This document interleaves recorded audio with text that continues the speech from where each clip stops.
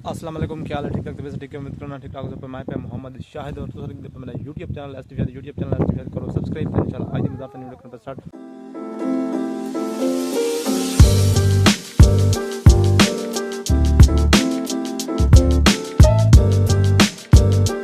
हाँ जी, बार start video carry करने पे क्योंकि मैं व्लॉग बनाना व्लॉग मेरे को कंप्लीट नहीं था। मैं आगे अपने वीडियो सिखा गया स्नैपचैट से वीडियो पोस्ट क्यों करेंगे क्योंकि मेरे कोई संगति आता है व्हाट्सएप पे यार जी को वीडियो बड़ा यानी सब पता लगे कि स्नैपचैट से वीडियो अपलोड की थी वो तो मैं साथ व्हाट्सएप पे चलो मैं कपड़े भी विवरण भी शेयर कर देवा।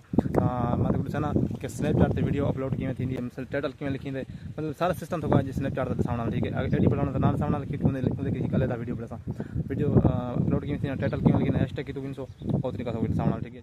तो इतना तक मैं मोबाइल स्क्रीन तो मेरे चैनल सब्सक्राइब कर जिन्हें को नहीं किया और मतलब कमेंट कर दो तो लाइक कर दो दोस्तों ने शेयर कर दो तो मोबाइल स्क्रीन तक सेटिंग समझना।